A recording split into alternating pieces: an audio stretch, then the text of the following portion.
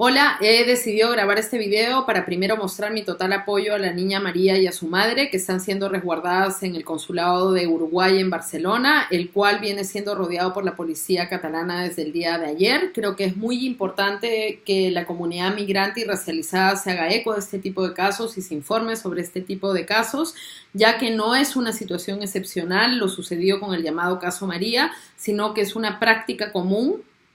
por parte de las autoridades españolas,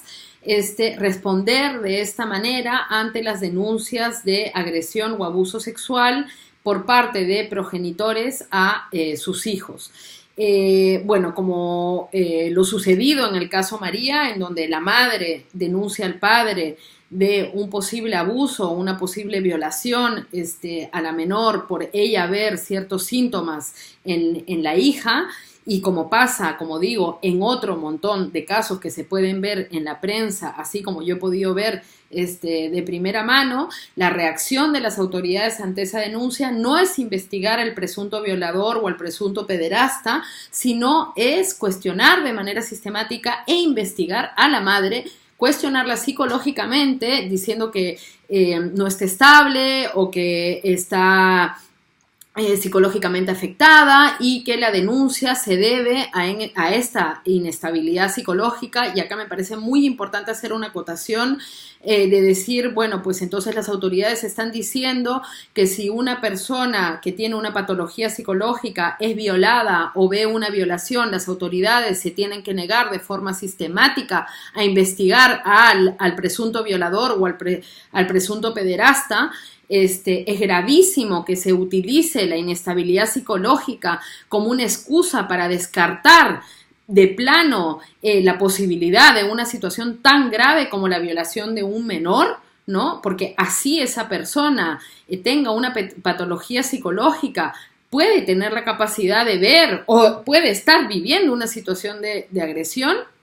Y bueno, como les digo, de forma sistemática se viene utilizando esta estrategia para ni siquiera hacer los procesos de investigación sobre la violación, es decir, a los acusados ni se les pasa por ninguna entrevista, ni se les cuestiona, ni se les hace exámenes psicológicos, ni nada. A quienes se les hace eso es a las madres que ponen la denuncia, y además se viene utilizando tanto formalmente como digamos, sin hablar del término específico, el llamado SAP, el síndrome de alienación parental, que quiere decir que estas madres desequilibradas lo que quieren es alejar emocionalmente al niño del padre, y es por esto que interponen estas denuncias, ¿no? El SAP, aparte por las propias autoridades del sistema patriarcal, de la Organización Internacional de la Salud, no se reconoce como una patología por parte de estas autoridades de la salud, ni siquiera está reconocido ahí, pero viene siendo utilizado de forma sistemática por las autoridades españolas cuando hay un caso de una denuncia de abuso sexual por parte del padre, ¿no? Y como digo, y insisto, es muy importante tener en cuenta que por ejemplo, en estos procesos judiciales no solamente no se investiga al progenitor acusado de abuso sexual, sino que muchas veces, y esto también yo lo he visto de manera sistemática, no se admiten a trámites cuestiones como, por ejemplo, el testimonio de una maestra de escuela de una niña que podría haber estado viviendo una violencia sexual por parte del padre, y en el proceso judicial no se admite a trámite ni siquiera el testimonio de la maestra, quien fue que detectó que esa niña posiblemente estaba siendo violada por unas actitudes que tenía dentro del aula, como también en otros casos se ha visto que los informes médicos de urgencias, de los primeros informes que se hacen con esos niños, cuando la madre detecta eso, los lleva a urgencias, no son admitidos a trámite como una prueba en los procesos judiciales, ¿no? Entonces, como digo, hoy día salió también, imagínense, en un diario como El País, que es un diario de derechas, una investigación sobre un caso en Murcia, ¿no? En donde viene el segundo paso, que es mucho más grave aún en relación a esta violencia institucional en contra de estos niños y estas madres, ¿no? Que es que una vez que el proceso judicial ha determinado que tú has hecho esa denuncia por estar psicológicamente inestable, por supuestamente estar psicológicamente inestable. Y vuelvo a insistir en tener en cuenta que entonces una persona que tiene una patología psicológica no puede denunciar una violencia sexual, ¿no? Una vez que las autoridades determinan que la denuncia se debe a tu inestabilidad psicológica, el paso siguiente, como en el artículo que salió hoy día en el diario El País y como está pasando con el caso de la niña María y como ha pasado con otros casos que he visto de muy cerca,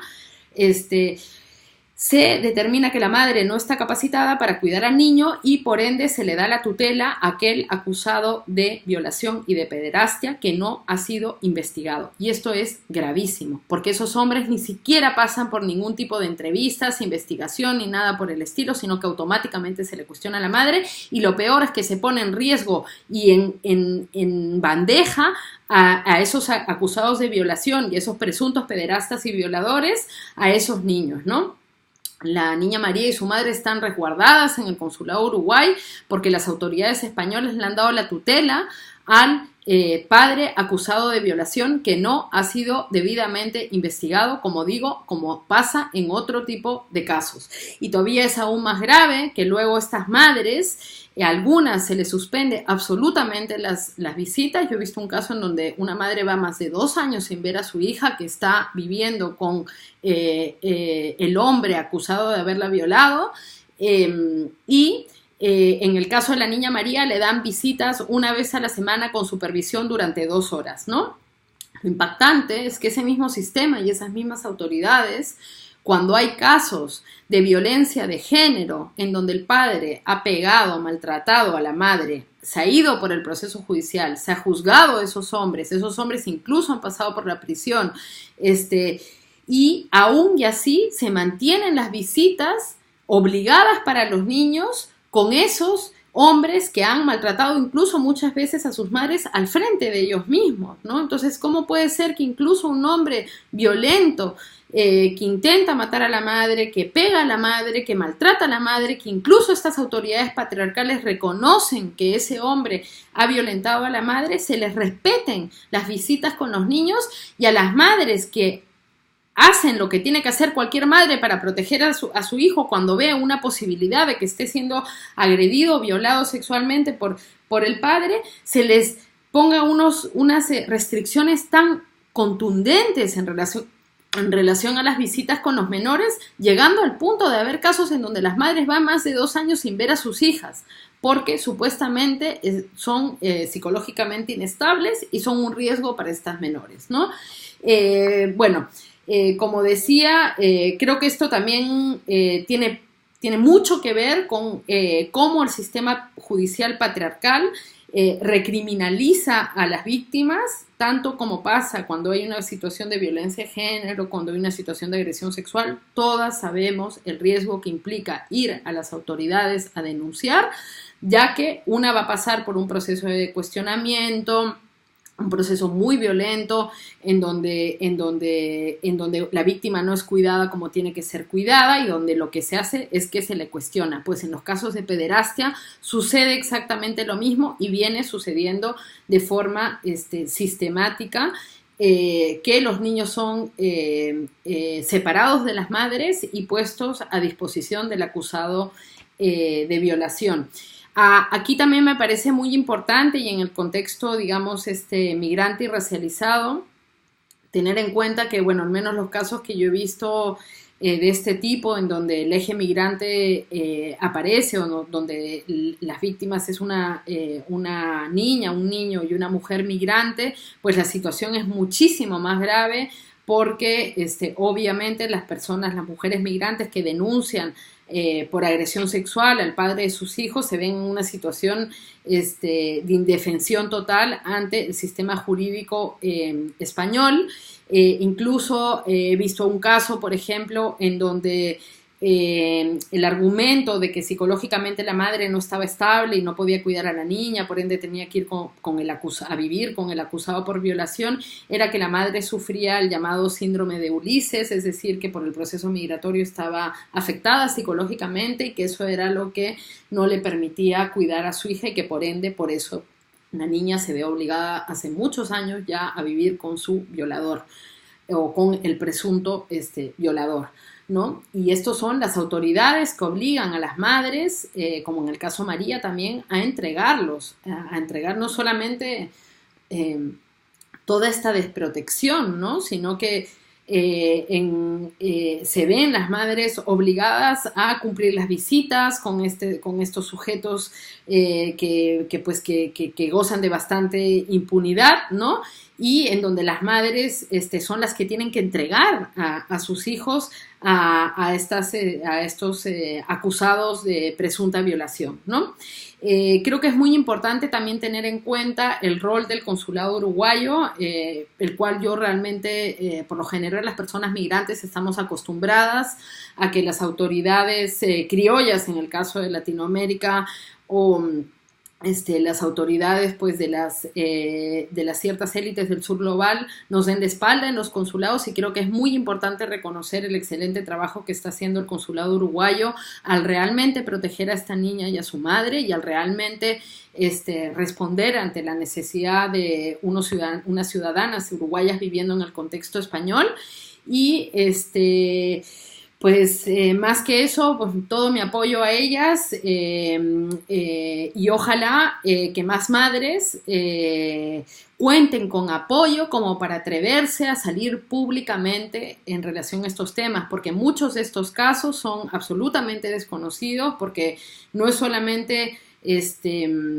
digamos, la vergüenza de hablar de lo que es una violación, que es una situación emocionalmente y psicológicamente muy grave, sino que cuando hay un proceso, una quita de custodia, ya sea por este tipo de aberraciones en donde se crea impunidad para los acusados por agresión sexual y por pederastia,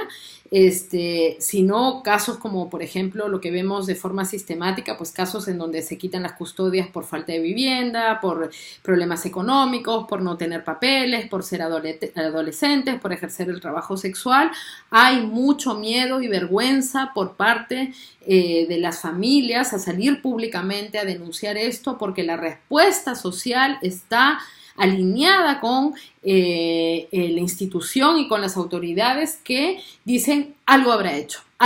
esa madre, algo habrá hecho mal, estará mintiendo, etcétera, ¿no? Entonces creo que es muy importante, y en concreto en relación a la comunidad migrante y racializada, que escuchemos, que creemos los espacios necesarios para poder conversar sobre esta violencia patriarcal y racista y clasista que se ejerce sobre estos niños y estas madres, y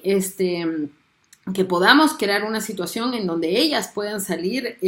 a denunciar, porque viven aterradas no solamente por el castigo social que viven, sino que también otro factor que crea impunidad en todo este tipo de situaciones es que por la supuesta protección del menor, muchas veces una no puede hablar públicamente, incluso legalmente, o sea, corre un riesgo legal grave por hablar públicamente de un caso que implique a tu hijo, ¿no? Y bueno, volver a repetir que doy todo mi apoyo a María y a su madre y a todas las personas que están junto con ella, así como al consulado que está cumpliendo su labor. Y espero que ellas dos puedan quedar en libertad de esta violencia patriarcal, no solamente ejercido por ese hombre, sino también por las instituciones y autoridades españolas.